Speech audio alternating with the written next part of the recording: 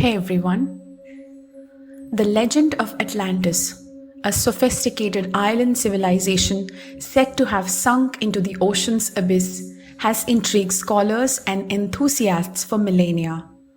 Originating from Plato's dialogues, the story of Atlantis has evolved from a philosophical allegory into a subject of serious archaeological and historical investigation. In 360 BCE, Plato wrote that Atlantis was once a powerful civilization, but the gods sent earthquakes to destroy the island nation when its people became greedy and proud. Today, let's know about the true story of Atlantis, the fabled lost city that is lying on the floor of the Atlantic Ocean. Let's start the video, but before that, please don't forget to subscribe to the channel and like this video. Despite its mythical origins, the quest to locate the lost city of Atlantis has spurred numerous theories and expeditions across the globe. From the depths of the Atlantic Ocean to the Mediterranean Sea and beyond, scientists and archaeologists have scoured the earth using advanced technologies to search for any clues that could shed light on this ancient mystery.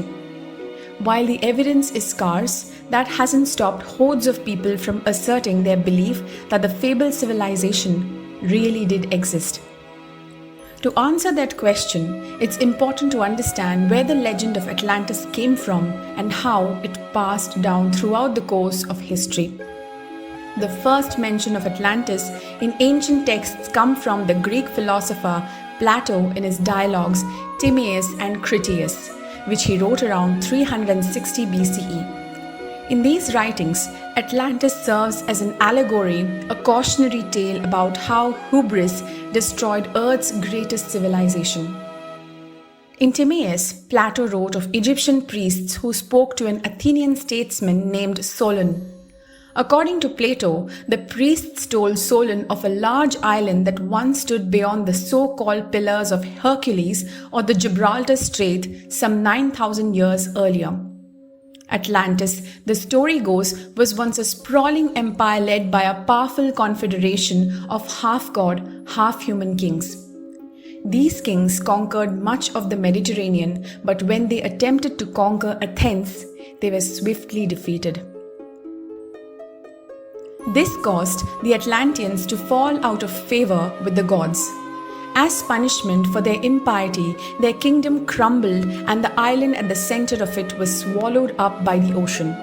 But afterwards, there occurred violent earthquakes and floods, and in a single day and night of misfortune, all your warlike men in a body sank into the earth, and the island of Atlantis in like manner disappeared in the depths of the sea.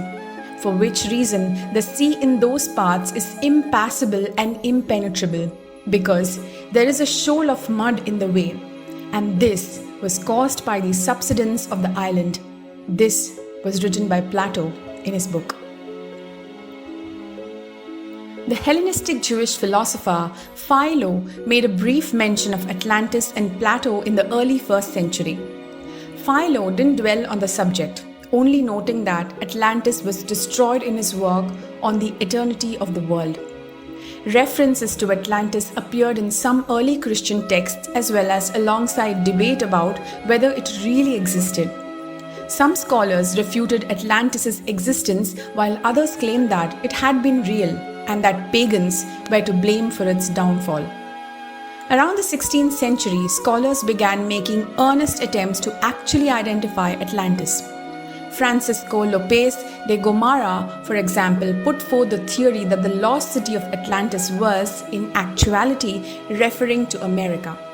Francis Bacon and Alexander von Humboldt later reached the same conclusion, with Bacon even writing an unfinished novel entitled New Atlantis.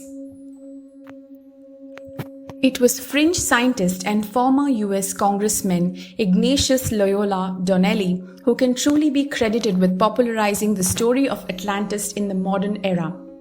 In 1882, he published Atlantis, the Antediluvian World, in which he echoed the same idea. Donnelly, neither a historian nor a scientist, claimed that he could trace the roots of all civilization back to Atlantis, which he believed was a highly advanced culture. Donnelly claimed that similarities between the Maya, Aztecs, Egyptians, and ancient Greeks pointed to a shared cultural historical beginning with Atlantis. Perhaps the most significant point Donnelly made to popularize his ideas, however, was introducing the notion that the Garden of Eden was located on Atlantis and that the civilization had been destroyed in the biblical Great Flood. Donnelly is undoubtedly the reason the myth of Atlantis, which still exists today, as a pseudo-historical writing, was convincing enough for its time.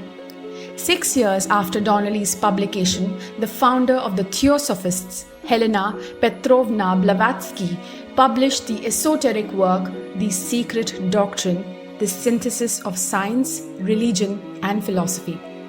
Blavatsky claimed that the Secret Doctrine had originally been dictated in Atlantis and that her work was simply a translation.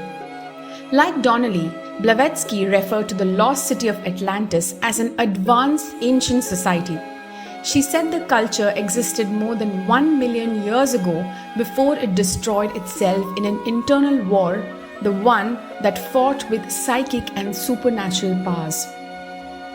In Blavatsky's teachings, the first root race was known as the Polarian race. They were said to be ethereal and reproduced in a fashion similar to amoeba.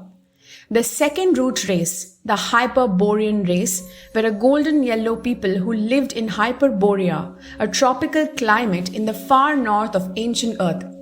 The Hyperborean, she said, reproduced by budding. Then there were the Lemurians, inhabitants of another rumored lost continent. Blavatsky said the Lemurians coexisted with the dinosaurs, and though they were similar to humans, they were significantly taller and initially reproduced by laying eggs. By now, it's no secret that Adolf Hitler and the Nazis had some interest in the occult. Among these occult beliefs was the notion that the Aryan race had descended from pre-human Nordic gods, the very same Lemurians written about by Blavatsky. This idea became popular among some of the most influential Nazis, including Hitler. If the Nazis could find evidence of this ancient Lemurian society, then they could likewise prove that the Aryan race was indeed superior. The answer was Tibet. Today, the idea of a lost ancient civilization known as Atlantis is largely contained in the realm of conspiracy theories, with most reputable historians agreeing that Plato's original story was nothing more than an allegorical warning to his fellow citizens about the dangers of unregulated military expansion, particularly through naval power. Of course, Atlantis continues to appear in films, television shows, novels, and video games. It is featured heavily in the movie Aquaman, for instance, as well as the cult classic Disney film Atlantis, The Lost Empire. There are naturally still those who believe Atlantis once existed, and its rumored location has been placed all across the globe, including in the Mediterranean Sea, the Atlantic Ocean, mainland Europe, and the Bermuda Triangle, to name a few. The lost city of Atlantis, real or not, has remained a point of public fascination for a reason, as these stories have impacted the world to a great deal. Well, that's it for today. I hope you're liking Nerdies discoveries. Can't wait for the next video to learn more and be fascinated about. See you on the next. Bye.